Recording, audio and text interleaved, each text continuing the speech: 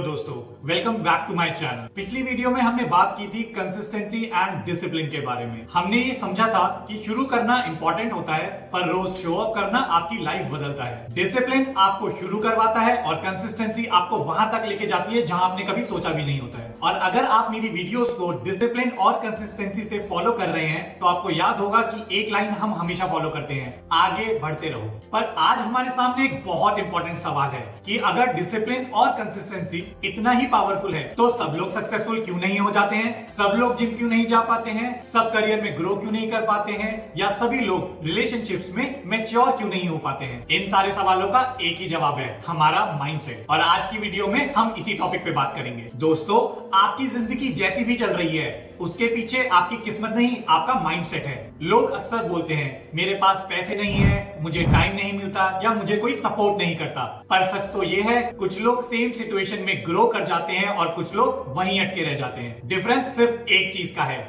हमारी सोच का। आज की वीडियो में हम जानेंगे एक, माइंडसेट होता क्या है, दो, माइंडसेट किन फैक्टर्स पे डिपेंड करता है, एंड तीन, जो सबसे इंपॉर्टेंट है, इसे चेंज कैसे किया जाए। चलिए अब माइंडसेट के इस कॉम्प्लेक्स टॉपिक को एक इजी एग्जांपल से समझते हैं। मान लीजिए हमारा दिमाग एक मोबाइल फोन की तरह है। जैसे हमारे मोबाइल फोन्स में एंड्रॉइड या iOS हमारे फोन को चलाते हैं, उसी तरह माइंडसेट हमारे माइंड का एक सॉफ्टवेयर ही है जो डिसाइड करता है आपका माइंड या आपकी बॉडी कैसे काम करेगा। जिस तरह आपका सॉफ्टवेयर पुराना होने से आपका मोबाइल फोन स्लो हो जाता है, एप्स हैंग करने लगती हैं और बैटरी जल्दी ड्रेन होने लगती है, सेम चीज लाइफ में भी होती है। अगर हम अपने माइंडसेट का सॉफ्टवेयर अपग्रेड नहीं करेंगे तो हमारा दिमाग भी धीरे धीरे स्लो हो जाएगा और हम बाकी के स्मार्ट माइंड से पीछे रह जाएंगे। अब इसमें अच्छी बात क्या है? अच्छी बात यह है कि आप अपना सॉफ्टवेयर कभी भी अपग्रेड कर सकते हैं। पर जानते हैं इसमें बुरी बात क्या है? बुरी बात यह है कि ये ओवरनाइट नहीं हो पाएगा। पर मैं आपसे प्रॉमिस करता हूं कि अगर आप सही टाइम और सही वाईफाई दोगे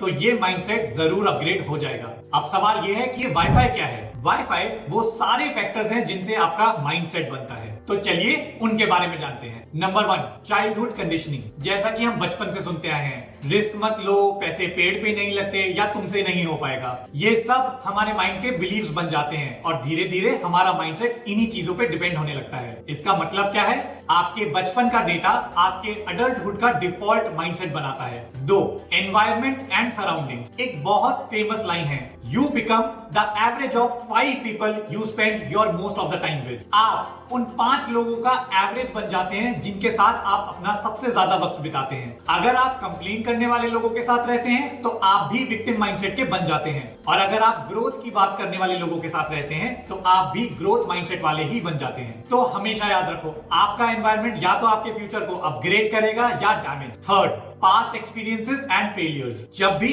हम कुछ नया या बेहतर ट्राई करने की कोशिश करते हैं और एक बार भी फेल हो जाते हैं तो हमारा माइंड कहता है दोबारा ट्राई मत करो। पर सच तो यह है दोस्तों, आपके फेलियर ने आपको नहीं रोका, आपने उस फेलियर को ही अपनी आइडेंटिटी बना लिया है। एक दिन मैं शार्क टैंक के एक बहुत फेमस शार्क का एक इंटरव्यू देख रहा था जिसमें he mentioned that failures teaches you nothing. I personally love his way of discussing money and business. But उनका ये कमेंट बहुत वन साइडेड सा साउंड होता है। हो सकता है उन्होंने ये कमेंट सिर्फ एंटरप्रेन्योर्स या इन्वेस्टर्स के टर्म्स में कहा हो। मैंने पर्सनली हजारों सक्सेसफुल लोगों के इंटरव्यूज को पढ़ा है एंड डीपली एनालाइज भी किया है। मेरे इस एनालिसिस एंड पर्सनल एक्सपीरियंस से मुझे एक बात समझ में आई है, failures are your biggest feedbacks. And मेरा पर्सपेक्टिव बस इतना सा है कि फेलियर्स आपको ये जरूर सिखाता है कि जिस भी काम को आप कर रहे हैं उस काम को करने की अप्रोच या मेथड शायद सही नहीं है, और शायद हमें उस तरीके को बदलने की जरूरत है ताकि वो काम सक्सेसफुली पूरा हो पाए। Fourth, self talk. आप दूसरों से कैसे बात करते हो इससे ज्यादा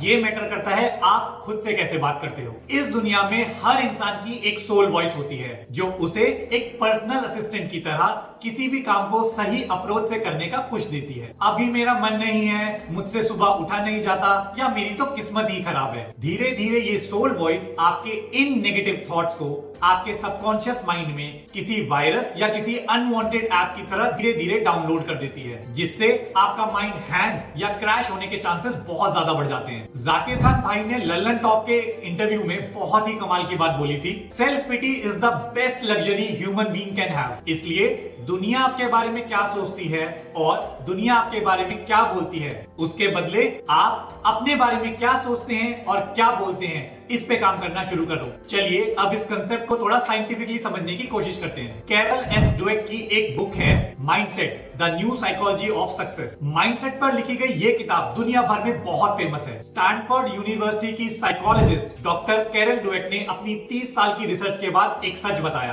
कि सक्सेस टैलेंट से नहीं आपकी सोच से डिसाइड होता है। इस बुक में दो तरह के माइंडसेट पे बात की गई है, एक फिक्स्ड माइंडसेट एंड दो ग्रोथ माइंडसेट। फिक्स्ड माइंडसेट वाले लोग हमेशा ये मानते हैं टैलेंट पैदाइशी होता है, मैं जैसा हूं वैसा ही रहूंगा, फेलियर मतलब मैं कुछ भी नहीं कर सकता हूं। इसलिए ये लोग कभी रिस्क नहीं लेते, हमेशा क्रिटिसिज्म से डरते हैं और बहुत जल्दी गिव अप कर देते हैं। जबकि ग्रोथ माइंडसेट वाले लोग इस बात पे भरोसा करते हैं कि स्किल्स डेवलप हो सकते हैं, फेलियर्स एक फीडबैक है और आपके एफर्ट से आपका ब्रेन ग्रो करता है। इसलिए ये लोग हमेशा सीखते रहते हैं, चैलेंजेस को एक्सेप्ट करते हैं एंड प्रेशर में भी ग्रो करते हैं, जिसका सीधा सा मतलब है डिफरेंस टैलेंट का नहीं आपके रिएक्शन का है। इस बुक में यह भी बताया गया है जब हम चैलेंज लेते हैं तो हमारे माइंड में नए न्यूरल कनेक्शंस बनते हैं, मतलब जितना स्ट्रगल उतना माइंड स्ट्रॉन्ग। और इस बुक का सबसे पावरफुल लेसन, आपके माइंड में दो सेंटेंस आ सकते हैं, एक मैं ये नहीं कर सकता हूं, दो मैं ये अभी नहीं कर सकता हूं। आप देखेंगे सिर्फ अभी ऐड कर लेने से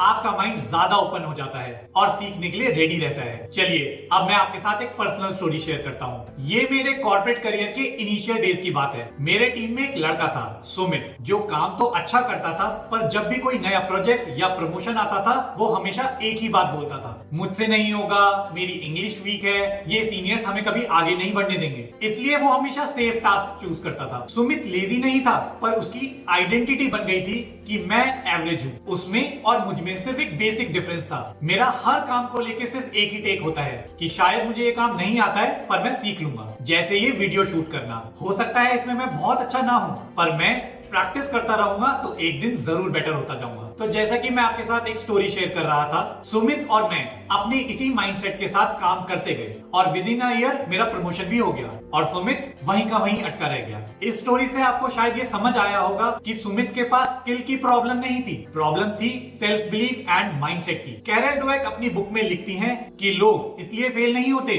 कि उनमें टैलेंट नहीं होता, लोग इसलिए फेल होते हैं क्योंकि वो सीखना छोड़ देते हैं। तो एक बात हमेशा याद रखो कि टैलेंट कोई गिफ्ट नहीं है, पर सीखते रहना ही असली टैलेंट है। तो अगर आप भी सोचते हो कि मुझ में टैलेंट नहीं है या मैं कॉन्फिडेंट नहीं हूं, तो समझ जाओ ये रियलिटी नहीं है, ये आपके फिक्स्ड माइंडसेट की सोल वॉइस है। ग्रोथ माइंडसेट सिर्फ एक सवाल पूछता है, नेक्स्ट स्टेप क्या है। आपकी जिंदगी तब चेंज होती है जब आप अपने आप को एवरेज मानना बंद कर देते हैं। तो अगर आप अपनी लाइफ के health, wealth, relationship and career को इंप्रूव करना चाहते हैं तो सबसे पहले अपने माइंडसेट एंड आइडेंटिटी पे काम करना शुरू करो। और याद रखो दोस्तों, धीरे धीरे आप वही बन जाते हो जो रोज आप अपने आप को बोलते हो। तो चलिए मिलते हैं हमारी अगली वीडियो में, तब तक आगे बढ़ते रहो। Thank you so much.